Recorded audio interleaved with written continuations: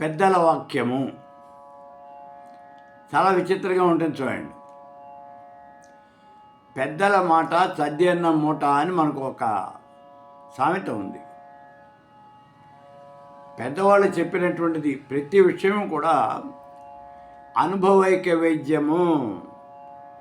వాళ్ళు అనుభవించి చెప్పినటువంటిది, వాళ్ళ అనుభవంతో చెప్పినటువంటి మాటది. వాళ్ళు ఏం చెప్పారు? నాన్న, నేల మీద పడితే నీకు దెబ్బలు తగులుతాయిరా, కాబట్టి నేల మీద పడకుండా నడు. కాల్లో ముళ్ళు గుచ్చుకుంటే నువ్వు నడవలేవు, ఇబ్బంది పెడుతుంది. ఇవన్నీ కూడా వాళ్ళ అనుభవం మీద చెప్పినటువంటి మాటలు. అలాగే అనుభవం మీద వాళ్ళు చాలా విషయాలు చెప్పారు. ఈ విషయాలు వాళ్ళకేం పని పాడు లేదండి, ఈ ముసలాళ్ళు ఇంట్లో కూర్చొని చెప్తూ ఉంటారు అని మనం అనుకుంటూ ఉంటాం. కాదు, వాళ్ళు చెప్పేవన్నీ కూడా అనుభవించి చెప్పినటువంటి మాటలు అవి, అనుభవంతో చెప్పినటువంటి మాటలు అవి. కాబట్టి చాలా జాగ్రత్తగా మనం వాటిని వినాలి, ఆచరించాలి కూడా. ఇక్కడ ఒక మాట చూడండి, క్షమాగుణము అనేటటువంటిది మనకు ఉండాలి అని చెప్పారు పెద్దలు. క్షమాగుణం మనకు ఉండాలి.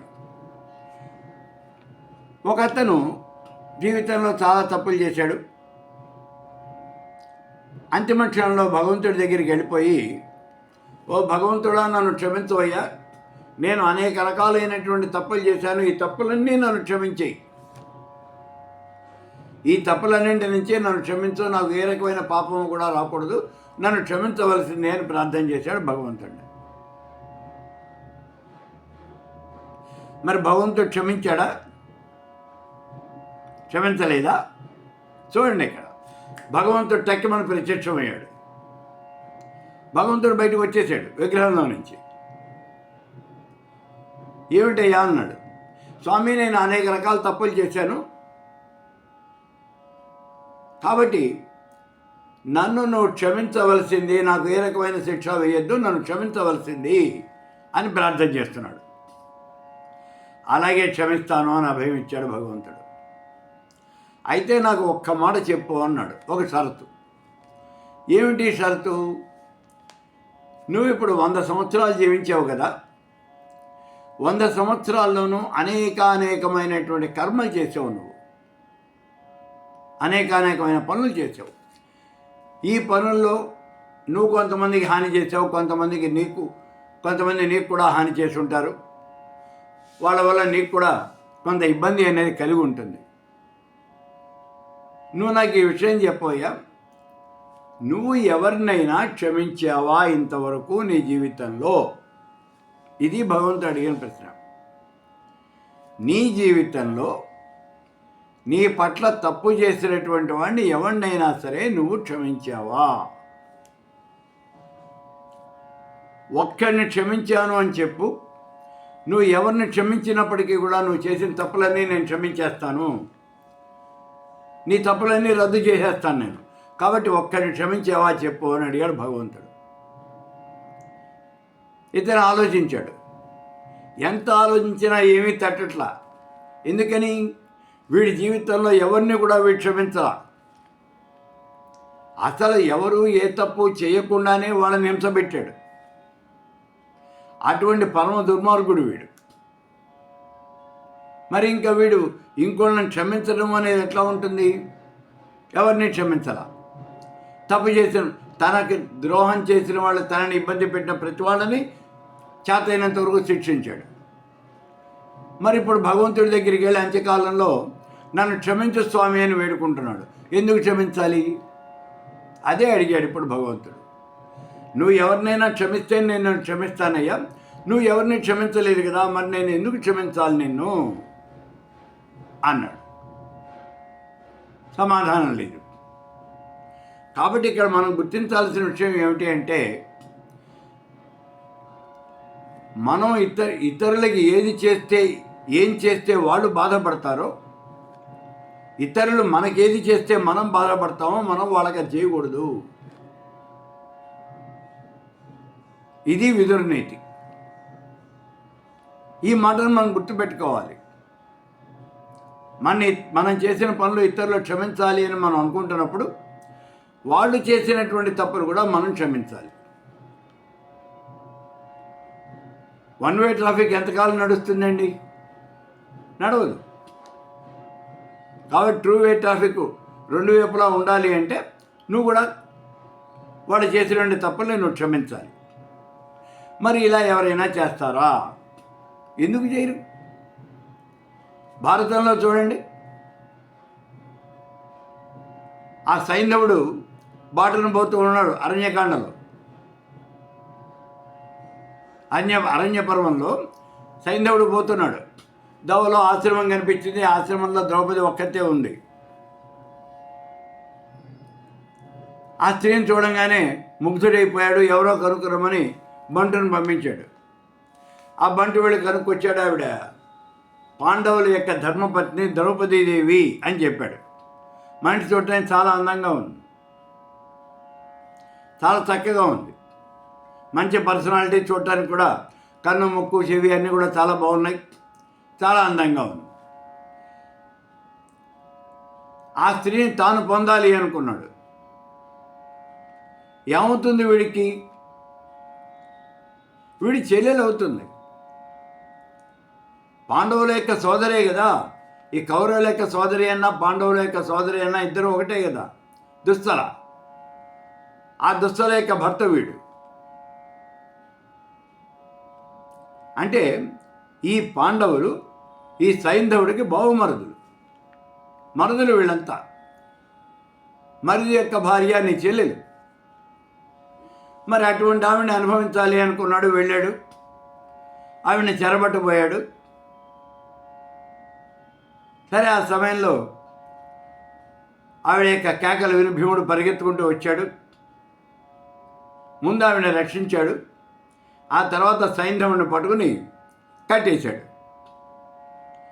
కట్టేసి ఇప్పుడు సైంధవుడిని చంపబోతూ ఉన్నాడు. ఆ సమయంలో ధర్మరాజు అంటాడు, వద్దు. వాడెవరు? దుస్తల యొక్క భర్త. దుస్తల ఎవరు? ధృతరాష్ట్రుడి యొక్క కూతురు, నీ పెదనాన్న యొక్క కూతురు దుస్తల. అంటే నీకు చెల్లెలు. నీ చెల్లెలు భర్త వాడు. కాబట్టి నీ చెల్లెలు భర్తని సంహరించడం అనేది మంచి పని కాదు. వాడిని క్షమించి వదిలిపెట్టేయి. వాడి బుద్ధి జ్ఞానం వస్తుందేమో చూద్దాం, వాడే మారుతాడు అన్నాడు. వాడు మారలేదు అనే సంగతి తర్వాత, కానీ క్షమాగుణాన్ని ప్రదర్శించాడు ధర్మరాజు. అది మనం చేయవలసినటువంటిది. అలాగే రామరావణ సంగ్రామం జరుగుతోంది. రామరావణ సంగ్రామం జరుగుతూ ఉన్నటువంటి సమయంలో కూడా ఇద్దరికీ కూడా, రాముడికి, రావణాసురుడికి, రావణ బ్రహ్మకి ఇద్దరికీ కూడా డైరెక్ట్ ఫైట్ జరిగింది ఆ రోజున. రావణ బ్రహ్మ యొక్క సారథి చచ్చిపోయాడు, రథం విరిగిపోయింది, గుర్రాలు చచ్చిపోయినాయి, ధనస్సు విరిగిపోయింది, ఆయుధాలు లేవు, నిరాయుధుడిగా నిలబడ్డాడు నేల మీద రావణ బ్రహ్మ. నిజంగా రాముడు తలుచుకుంటే ఒక దెబ్బతో రావణ బ్రహ్మ మరణిస్తాడు అదే క్షణంలో. కానీ రాముడు ఆ పని చేయలా. నేడు పోయి రేపు రా అన్నాడు. నిన్ను క్షమించి వదిలేస్తున్నాను, వెళ్ళిపో. మళ్ళీ నీ సైన్యాన్ని కూడగట్టుకుని రేపు రా యుద్ధానికి, అప్పుడు చేస్తాను అన్నాడు. ఆఖరిలో కూడా ఒక మాట చెప్పాడు, రావణ, ఇప్పటికైనా సమయం మించిపోలేదు, నేను క్షమిస్తాను. నువ్వు ఎత్తుకెళ్ళినటువంటి, బందీగా చేసినటువంటి సీతను తీసుకొని రా, మా ముందుకు తీసుకొని రా, ఆ సీతను మాకు అప్పగించు. తప్పు చేశాను, తప్పు అయిపోయింది అని ఒప్పుకో, చాలు. నీ రాజ్యాన్ని నీకు ఇచ్చేస్తాం, నిన్ను వదిలిపెట్టేస్తాం, ప్రాణాలతో వదిలేస్తాను, నేను ఏమీ చేయము, నీకు అభయం ఇస్తున్నాను అన్నాడు. అది ఉండవలసినటువంటి దయాగుణం, క్షమాగుణం. కానీ విచిత్రం ఏమిటి అంటే రావణ బ్రహ్మ మారరు. ఎందుకంటే మూర్ఖుడు తన యొక్క పంథాలోనే నడుస్తాడు తప్పించి ఆ పందా వదిలిపెట్టి బయటికి రాడు, ఆ మార్గాన్ని, ఆ బాటను వదిలిపెట్టి బయటికి రాడు. మీరు ఎన్నైనా చెప్పండి, ఏమైనా చేయండి. అందుకే భక్తుడు అంటాడు, చేరి మూర్ఖుని మనసు రంజింపరాదు. మూర్ఖుని యొక్క మనస్సుని మనం మార్చలేము, మనం ఏం చెప్పినా వాడు విండవు. అందుకే ఉదాహరణగా చెప్పాడు, మకర ముఖాంతగ్రస్తముగా మానికమును పెకలింపవచ్చు. మొసలి నోట్లో, భయంకరమైనటువంటి మొసలి నోట్లో మణి కనిపించింది. ఏం పర్వాలేదు, చేయి లోపలికి పెట్టి ఆ మణిని మనం బయటికి తీసుకోవచ్చు. అంటే అంత ప్రమాదకరమైనటువంటి పని అయినా చేయొచ్చు, సముద్రాలు దాటేయచ్చు. కానీ మూర్ఖుని మనసు మాత్రం మనం రంజింపలేము అంటాడు. అలాగే ఇక్కడ మనం క్షమాగుణం ప్రదర్శించాలి. ప్రదర్శించినంత మాత్రం చేత వాళ్ళు మారతారా అని అడగకూడదు. ఇది మానవుడు చేయవలసిన పని. ఒకళ్ళు కాకపోతే ఒకళ్ళైనా మారుతారు అనేది మన యొక్క సిద్ధాంతం, భారతీయ సిద్ధాంతం. అది పృథ్వీరాజ్ చూడండి, గజనీ మహమ్మద్ 17 సార్లు దండెత్తాడు. పృథ్వీరాజు ప్రతిసారి ఓడించి పంపించాడు, క్షమించి పంపించేశాడు, ప్రతిసారి క్షమించి పంపించాడు. అదే ఆయన చేసినటువంటి పెద్ద తప్పు. అతిగా క్షమ అనేది చూపడం కూడా పెద్ద తప్పు అయిపోయింది. చివరికి అదే గజనీ మహమ్మద్ పృథ్వీరాజుని చంపేశాడు. ఈ క్షమాగుణం ఆయన చూపించాల. కానీ పృథ్వీరాజు కనుక వాడిని చంపేస్తుంటే, ఆ గజనీని చంపేస్తుంటే, ఇవాళ అసలు ఈ ముస్లింల యొక్క ప్రాబల్యం అనేది మన దేశంలో ఉండేది కాదు. సరే, ఏమున్నా ఏం లేకపోయినా క్షమాగుణం అనేది చాలా ముఖ్యమైనటువంటిది. మనం చేయవలసినటువంటి పని అవతల వ్యక్తిని క్షమించటం అనేది మనం తప్పనిసరిగా చేయాలి. ఈ మాట మనమే కాదర్రా, అన్ని మతాలు కూడా చెబుతున్నాయి.